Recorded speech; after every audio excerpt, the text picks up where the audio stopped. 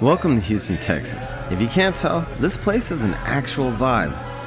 Why? Because only here can you see drunk wizard dance battles in the wild. And when you're not busy watching Gandalf get down, you can count on the dragons to slow down traffic on I-45 North by setting vehicles on fire. So we're going to hit the studio today and we're going to paint one. Not a vehicle on fire, but a dragon. Why? Because dragons are freaking awesome, man, that's why. They're vicious, they're ferocious. You've seen them in cartoons, you've seen them in movies, you fought against them with your friends in video games. And despite being terrifying, somehow they manage to inspire at the same time. It's ridiculous. So, do you remember the first time you've ever seen a dragon? This was my first time, I never forgot. I am strong!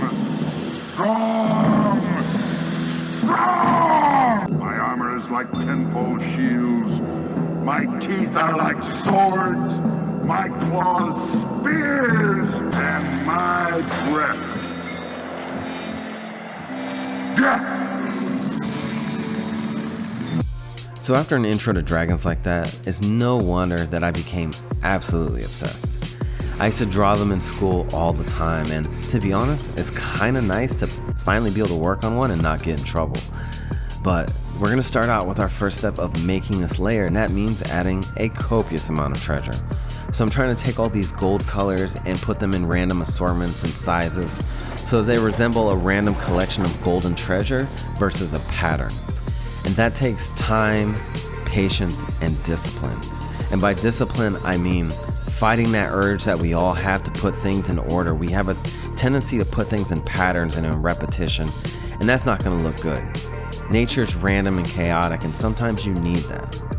Another thing that was a big deal for me with this painting was doing the atmospherics. As always, the dragon is basically a huge furnace. There's no way he's in an enclosed space and not affecting that environment. So I wanted to have atmospherics indicative of something that is super, super hot.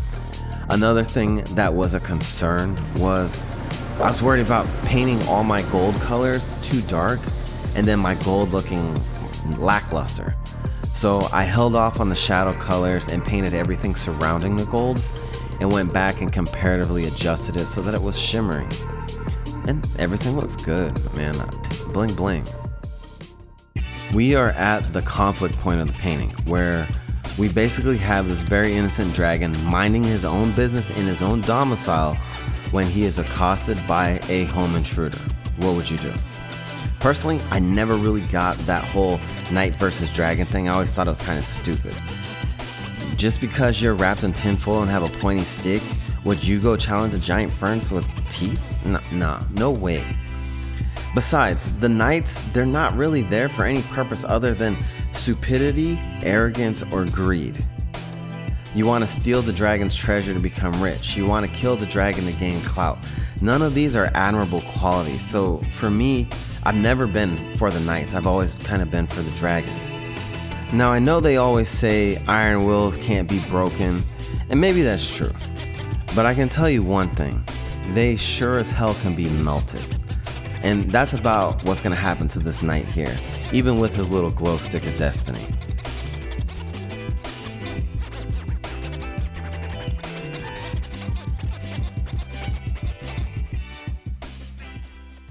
So every good painting comes with a fair bit of research, and that's what we're in the reading nook to do. I have a pretty decent art book collection of artists I admire, and we're going to verify that my good ideas are good and which ideas of mine are bad and don't work. The best thing about art is you get inspired by seeing other people's works, you get new ideas, and you also know what to stay away from. I'm going to conduct research using a bunch of my favorite artists like Tyler Jacobson, Jesper Elsing, and books from Dungeons & Dragons. The Dragonomicon was a great resource. That actually confirmed something that I thought in terms of dragons' bodies. They don't have reptile type bodies. Like if you look at the legs of reptiles, they come out the side of the body versus under. Dragon bodies resemble more like cats, and I kind of thought that. That's why I've always loved that old Smog design, because he was cat-like. So I think you guys will dig this dragon design I have in mind. So for this dragon, I'm thinking more of a certain situation than a certain look based on physical features alone. And the situation that I'm going for is you walking into somebody's backyard and there being a guard dog back there. For example, I had a Doberman and I'd walk into the backyard sometimes, and for a brief second, he didn't recognize me, and you'd get this look, and you'll never forget it. If you've had a dog like this, you know. It's a look of how dare you, combined with I hope you know it's over. And that's the look that I really want this dragon to have. Like, this is his domain, and the only thing that he needs to convey to this knight is that it's over. Now, in terms of scales, I wanted to stay away from the typical scales that you see all the time, because they always do these heavy duty scales, and while I like it, I wanted something different.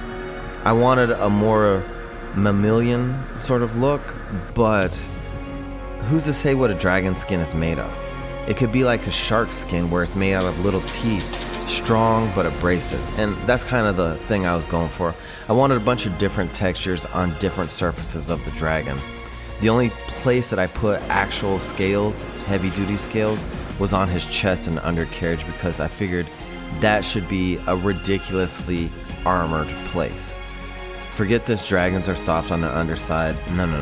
That is the worst place that you could possibly go to try to take them out. I also went it with hair. I thought hair was a cool feature to add to a dragon. I think it shows a lot more emotion than scales or frills or fins.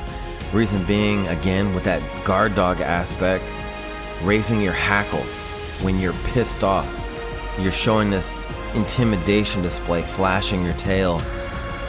You're indicating not only with your presence and your growl and your voice, but with your posture. Everything about this dragon is meant to be hostile. I took advantage of the overhead light to cast a shadow to make the dragon look even more intimidating, but also that way I could put an eye glow and you could see the definition of the muscles on this dragon. Yes, he is absolutely on that juice. But this was the one part in the painting I was actually really nervous for, was laying down the smoke. It needed to be subtle, not too much, not too little, and I had to get it right the first time. I only had one shot. But man, making this dragon, I can't tell you, was an absolute pleasure, and it was a journey. I hope you guys enjoyed it.